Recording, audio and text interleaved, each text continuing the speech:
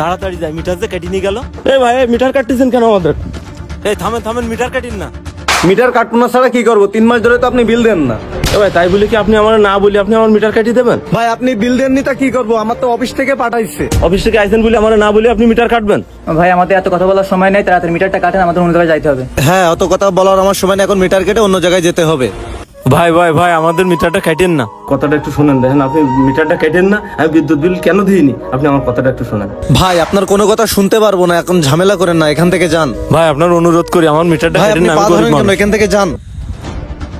ভাই মিটার না কাটলে অফিসে যে আমি কি জবাব দিব? মিটার না কেটে গেলে ভাই আমার চাকরি থাকবে না, এই জন্য আমাকে মিটার কাটতে হবে। আমার কাজ আমাকে করতে দেন। ভাই আপনি কোনো ঝামেলা করেন না, এখান থেকে যান, আমার মিটার কেটে তো অফিসে যেতে হবে। ভাই আপনার নাটক দেখার আমার সময় নেই, ভাই আপনি এখান থেকে এখন যান। ভাই আপনার আবারও অনুরোধ করতেছি ভাই, আমার মিটারটা কেটেন না ভাই, আমি টাকা দূর দিয়ে মিয়া দিব। সরেন তো, শুধু পায়ে কি পড়ছে। হয়েছে? এত ঝামেলা কেন এখানে? আরে কি হয়েছে ভাই? তাহলে আমার বিষয়টা একটু শোনেন। আমি তো জানি না, আমি বাজার থেকে আসছিলাম, আসি দেখে আমার মিটারটা কেটে নিয়ে যাচ্ছে। হ্যাঁ ভাই, আপনারা কেন ওনার মিটারটা কেটে নিয়ে যাচ্ছেন?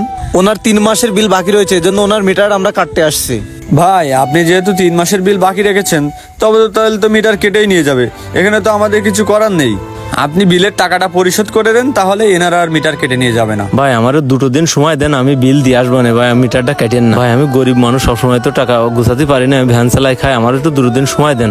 ঠিক আছে ভাই, তাহলে উনি মিটার কাটবে না, আপনি 2 দিনের ভিতর বিলটা পরিশোধ করে দিয়েন। আপনি আর কখনো বিল বাকি রাখবেন না, বাকি রাখলে কিন্তু মিটার কেটে নিয়ে যাবে।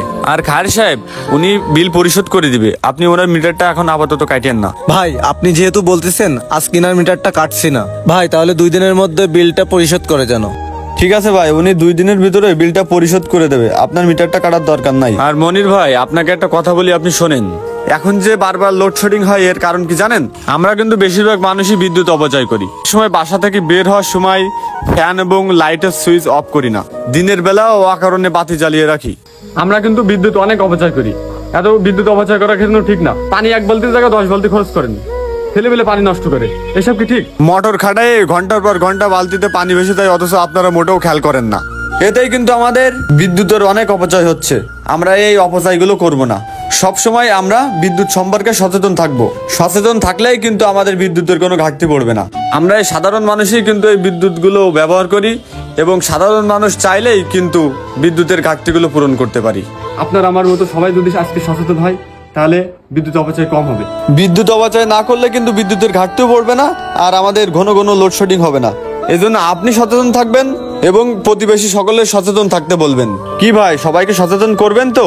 বাড়ি থেকে বের হওয়ার আগে বাড়ির ফ্যান লাইটের সুইচ অফ আছে কিনা সেদিকে আমরা খেয়াল রাখবো। তাই আমরা সবাই সচেতন থাকবো। ভাই আমি যে কথাগুলো বললাম সে কথাগুলো মনে রাখবেন, সেইভাবে সচেতন ভাবে চলবেন। ভাই আমরা যদি সচেতন থাকি, বিদ্যুৎ অপচয় না করি, তাহলেই কিন্তু এত বারবার লোডশেডিং হয় না। তাই সবাই সচেতন থাকবো। ভিডিওটি ভালো লাগলে অবশ্যই লাইক কমেন্ট শেয়ার করবেন।